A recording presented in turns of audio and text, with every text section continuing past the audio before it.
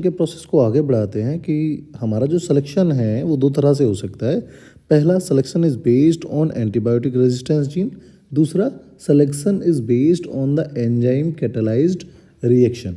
क्योंकि होता क्या है, जब हम सेलेक्टेबल मार्कर यूज़ करते हैं तो वो selectable marker antibiotic resistance gene भी हो सकते हैं और वो सेलेक्टेबल मार्कर ऐसे जीन भी हो सकते हैं that code an enzyme which perform a catalytic reaction, या फिर वो क्या करेगा, किसी कैटालिटिक रिएक्शन को कंडक्ट करेगा। अगर हम पहला मेथड देखें जिसमें एंटीबायोटिक रेजिस्टेंस जीन होता है, तो उसके लिए हम परफॉर्म करते थे रेप्लिका प्लेटिंग मेथड, जिसमें क्या होता था कि एक एंटीबायोटिक रेजिस्टेंस जीन है, लेकिन जब उस रेजिस्टेंस जीन के अंदर हम कोई जीन ऑफ इंटरेस्ट प्लेस कर देते हैं तो उसका हो जाएगा इंसर्जनल इनएक्टिवेशन। जैसे ही इंसर्जनल इनएक्टिवेशन होगा तो जो रिकॉम्बिनेंट हैं जिसके अंदर इंसर्जनल इनएक्टिवेशन हुआ है, क्योंकि हमारा जीन ऑफ इंटरेस्ट जो उसके अंदर चला गया, तब क्या करेगा, it could not be survive on the medium which consist antibiotic gene. क्योंकि आप खुद सोचो यार, सपोज दैट ये एक एंटीबायोटिक कोडिंग जीन था और हमने क्या किया, इसका इंसर्जनल इनएक्टिवेशन कर दिया, इसमें अपना जीन ऑफ इंटरेस्ट प्लेस कर दिया, सपोज दैट ये। तो होगा क्या, जब ये एंटीबायोटिक रेजिस्टेंस जीन का इंसर्जनल इनएक्टिवेशन हो जाएगा, now it is not able to show resistance. अब ये रेजिस्टेंस शो नहीं करेगा। नहीं करेगा तो क्या होगा, अगर हम ऐसे मीडियम पे इसको ग्रो कराएंगे जिस पे वो एंटीबायोटिक होगी, उस पर ये सर्वाइव नहीं करेगा, उस पर इसकी क्या हो जाएगी, डेथ हो जाएगी। इतनी बात समझ में आई। Hence replica plate consist only transformed and non recombinant cell, जिसकी वजह से इस मीडियम पर केवल और केवल कैसी सेल ग्रो करेंगी, ट्रांसफॉर्म प्लस नॉन रिकॉम्बिनेंट। क्योंकि रिकॉम्बिनेंट्स में हो क्या गया था, इंसर्जनल इनएक्टिवेशन, और उनकी क्या होगी, वहाँ पर डेथ हो जाएगी। ठीक है, इसी मेथड को हम रेप्लिका प्लेटिंग मेथड कहते हैं। लेकिन जो आज का हमारा टॉपिक है ब्लू वाइट स्क्रीनिंग, वो इस मेथड पर बेस्ड नहीं है, वो मेथड पर बेस्ड है हमारा एंजाइम कैटालाइज्ड रिएक्शन पे। अब होता क्या है कि इस मेथड में एक जीन है डेट कोड एन एंजाइम, यानी वो जीन क्या करेगा, एक एंजाइम कोड करेगा। अब एंजाइम कोड करने के बाद क्या करेगा, वो एक रिएक्शन को कैटालाइज करेगा। सपोज दैट जिस रिएक्शन को वो कैटालाइज कर रहा है उसमें जो सबस्ट्रेट है, it is a chromogenic substrate. Chromogenic substrate क्या होते हैं, ऐसे सबस्ट्रेट जो खुद तो हों कलरफुल, लेकिन उनसे बनने वाले जो प्रोडक्ट होंगे वो जो क्रोमोजेनिक सबस्ट्रेट हैं दे आर कलरलेस, लेकिन इनसे जो प्रोडक्ट बनेगा वो प्रोडक्ट कैसा होगा, this product will be coloured in nature. ठीक है, तो ये एंजाइम क्या करेगा, ये एंजाइम भाई जब आएगा तो वो एक क्रोमोजेनिक सबस्ट्रेट को कन्वर्ट कर देगा एक कलर्ड प्रोडक्ट में। ठीक है, लेकिन अगर इसका इंसर्जनल इनएक्टिवेशन हो जाए एंजाइम का, तो वो क्या करेगा, enzyme does not perform its function, then तब वो क्या होगा, जो क्रोमोजेनिक सबस्ट्रेट है वो उसको कलर्ड कंपाउंड में कन्वर्ट नहीं कर पाएगा। तो इसका मतलब क्या होगा, जिसका इंसर्जनल इनएक्टिवेशन हुआ है, यानी जिसके अंदर हमारा जीन ऑफ इंटरेस्ट गया है, वो सेल कैसे होते हैं, वो सेल होते हैं ट्रांसफॉर्म्ड रिकॉम्बिनेंट। और ट्रांसफॉर्म रिकॉम्बिनेंट का जब इंसर्जनल इनएक्टिवेशन हो गया, तो now they are not able to convert chromogenic substrate into coloured compound, hence they appears white in colour. लेकिन दूसरे जो नॉन ट्रांसफॉर्म्ड है, जिनके पास ये जीन फंक्शनल होगा, वो क्या करेंगे, वो फंक्शनल एंजाइम बनाएंगे, और वो फंक्शनल एंजाइम क्या करेंगे, क्रोमोजेनिक सबस्ट्रेट को कलर्ड प्रोडक्ट में कन्वर्ट करेंगे, जिसकी वजह से नॉन ट्रांसफॉर्म्ड कैसे अपीयर होंगे, दे अपीयर्स कलर। तो आपको दिमाग में क्या रखना है ब्लू वाइट स्क्रीनिंग के लिए, कि ब्लू वाइट स्क्रीन का कॉन्सेप्ट यही है कि जो कलर्ड होंगे दे आर नॉन रिकॉम्बिनेंट,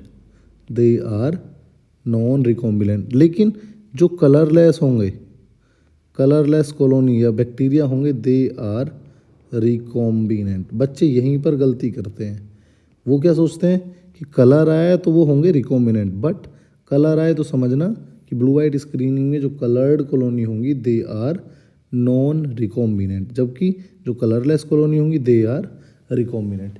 चलिए इसी को आगे बढ़ाते हैं। समझाने के लिए हम एक एग्जांपल लेते हैं PUC 1819 का, जिसमें हमारा एक जीन है लेगजैड जीन। ठीक है, PUC 1819 में।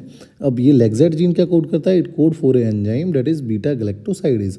बीटा गैलेक्टोसाइडेज क्या करेगा, एक सबस्ट्रेट एक्सगाल जिसको कन्वर्ट कर देगा ब्लू कलर कंपाउंड में with the help of IPTG, क्योंकि IPTG क्या है, एक इंड्यूसर है जिसकी वजह से बीटा गैलेक्टोसाइडेज एक्टिवेट होता है। तो अगर अगर अगर बैक्टीरिया के पास बीटा गैलेक्टोसाइडेज फंक्शनल है तो बैक्टीरिया क्या करेगा, इस एक्सगाल को कन्वर्ट कर देगा ब्लू कलर कंपाउंड में, जिसकी वजह से बैक्टीरिया अपीयर्स होगा ब्लू इन कलर। अब ये ब्लू कलर आता है कॉलोनी का, तो आप क्या समझ जाएंगे, द जीन इज फंक्शनल। इसका मतलब बीटा गैलेक्टोसाइडेज का जीन फंक्शनल है और वो क्या कर रहा है, बीटा गैलेक्टोसाइडेज प्रोड्यूस कर रहा है। लेकिन दूसरा केस क्या बनता है, if beta galactosidase inactivated by insertional inactivation, अगर उसका इनएक्टिवेशन हो गया है तो now it is not able to convert X gal into colour blue colour compound. Hence the bacteria in which the insertional inactivation has been done, it doesn't produce any kind of color, hence it appears white in color। तो भाई होगा क्या, bacteria जिसका इंसर्जनल inactivation हुआ है वो कैसा appear होगा, वाइट होगा।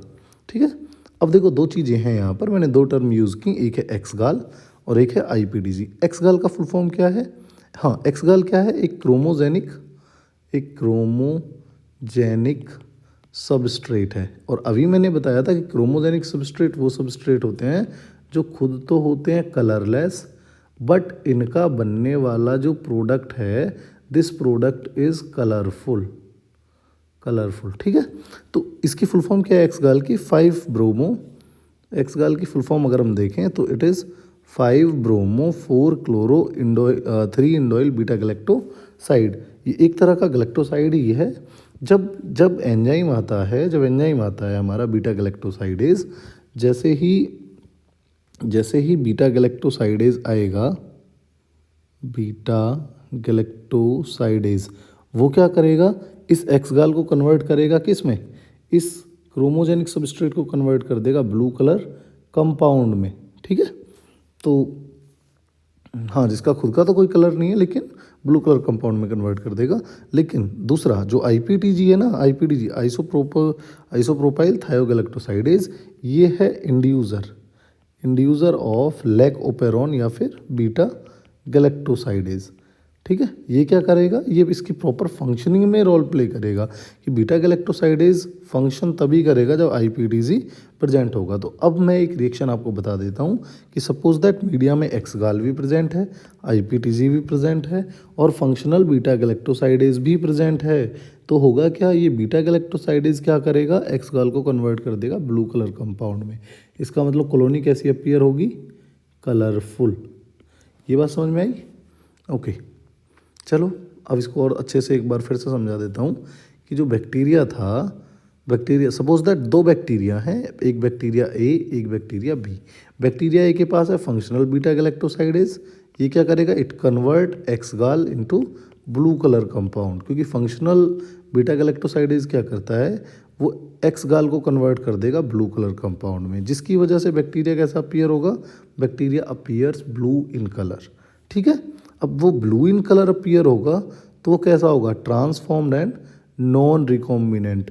रीज़न क्या है उसका, क्योंकि उसका इंसर्जनल इनएक्टिवेशन नहीं हुआ है, क्योंकि जो जीन है बीटा गैलेक्टोसाइडेज के लिए वो कैसा है, एक्टिव, उसमें जीन ऑफ इंटरेस्ट प्लेस नहीं हुआ है। ठीक है, लेकिन जो बैक्टीरिया B है सपोज दैट, उसमें हुआ क्या, उसमें है नॉन फंक्शनल बीटा गैलेक्टोसाइडेज जिसका इंसर्जनल इनएक्टिवेशन हो चुका है। अब इसका इंसर्जनल इनएक्टिवेशन हो गया तो ये कैसा होगा, ट्रांसफॉर्म रिकॉम्बिनेंट बैक्टीरिया, क्योंकि हमारा जीन ऑफ इंटरेस्ट इसके अंदर प्रेजेंट होगा।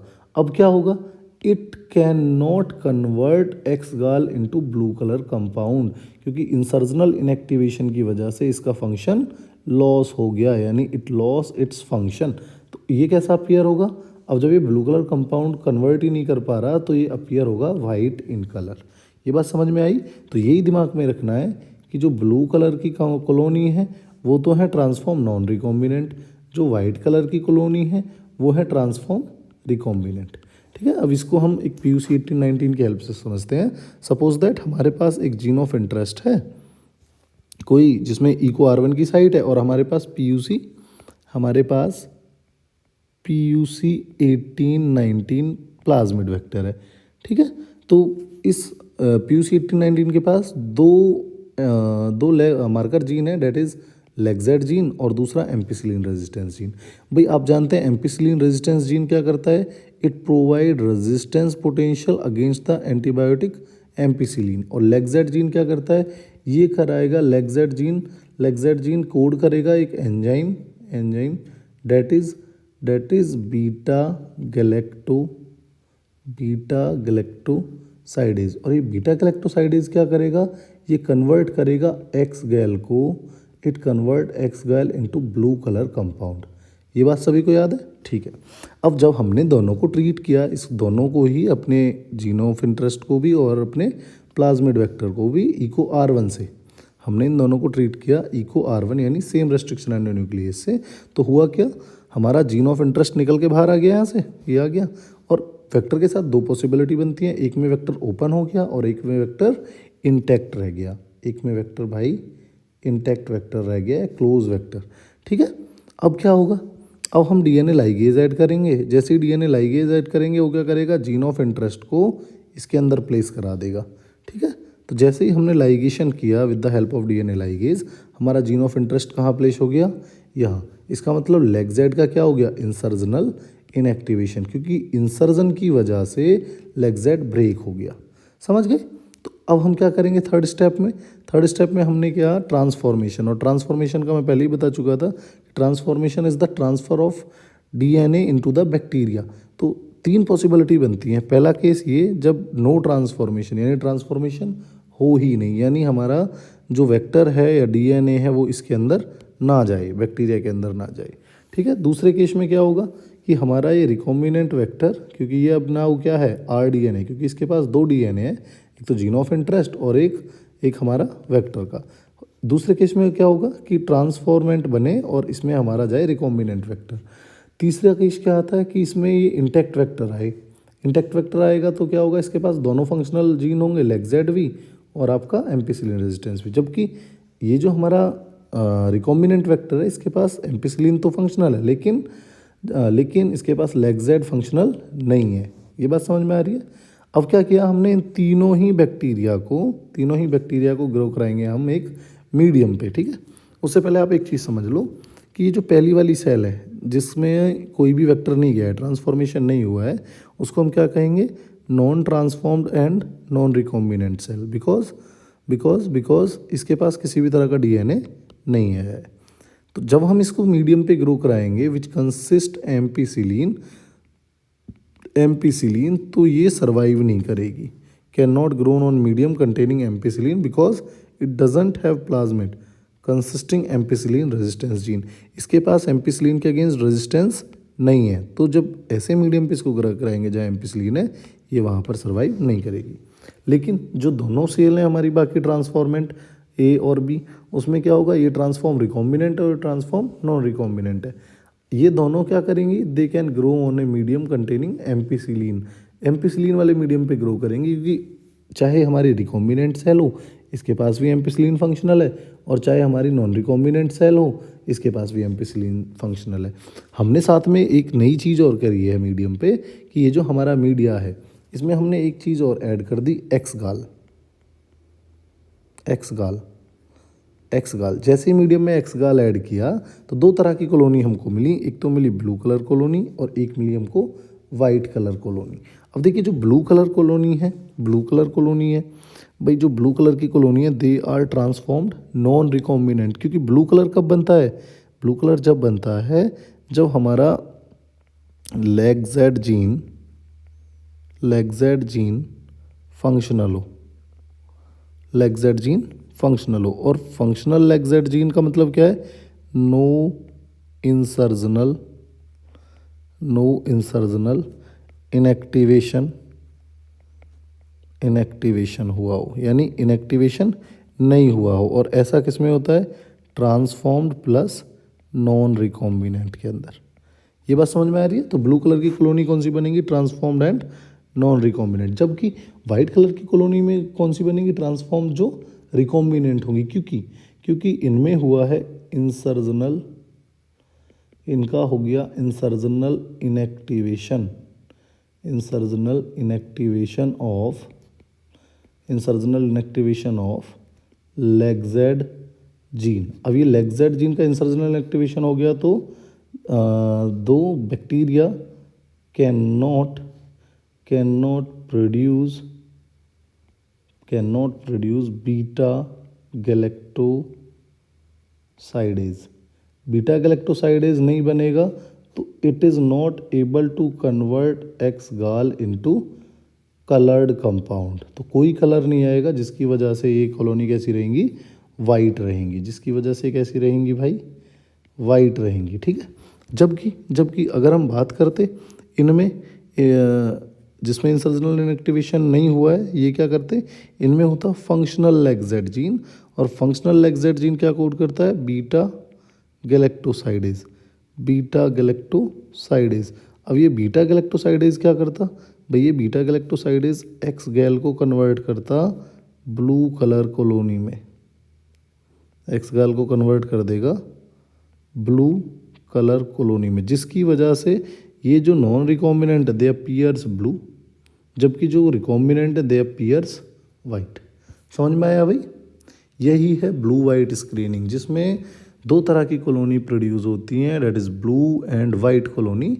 याद रखने की चीज़ क्या है कि ब्लू कलर कॉलोनी फॉर्म हुई है, उनमें फंक्शनल जीन जो लेगजेड जीन है उसका इंसर्जनल इनएक्टिवेशन हो चुका है, और इंसर्जनल इनएक्टिवेशन नहीं हुआ है।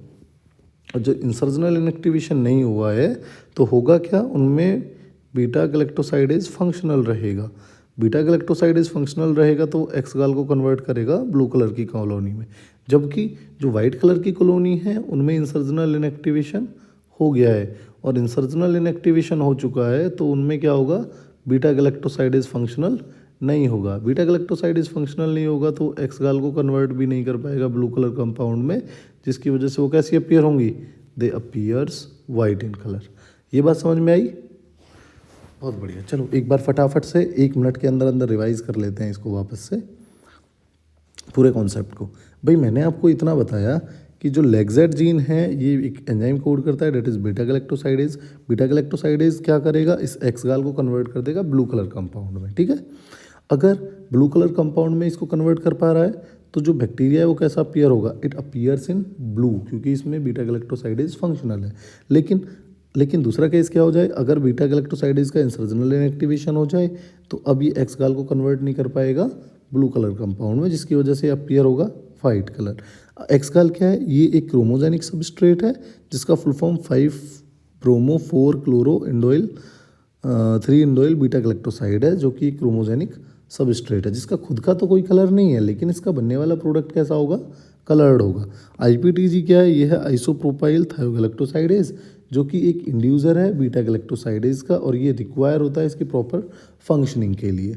ठीक है, फिर मैंने बताया कि बीटा लेगजेड जीन का क्या इम्पैक्ट आएगा, कि सपोज दैट एक बैक्टीरिया ए है, उसमें फंक्शनल लेगजेड जीन है, तो वो क्या बनाएगा, एक फंक्शनल बीटा गैलेक्टोसाइडेज एंजाइम बनाएगा।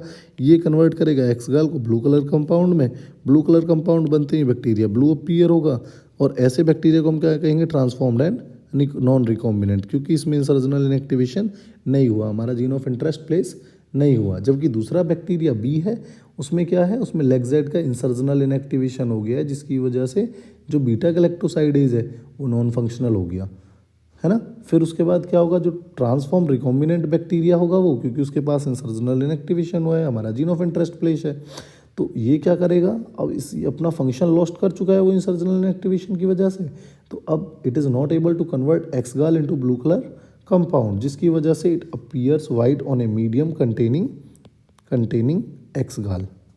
बात समझ में आई यहाँ तक।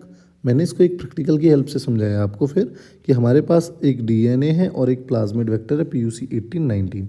ठीक है, इसके पास भी हमारा जीन ऑफ इंटरेस्ट है, जिसके पास EcoR1 की साइट है, जबकि PUC18-19 के पास भी क्या प्रेजेंट है, इसके पास एक ORIC है, origin of replication, selectable marker gene है, डेट इज लेगजेड जीन, और ampicillin resistance gene. Ampicillin resistance gene क्या प्रोवाइड कराएगा, it provide resistance against ampicillin, यानी किसी मीडियम पे एम्पिसिलिन है तो जिस बैक्टीरिया के अंदर ये वेक्टर होगा वो उसको टॉलरेट करेगा।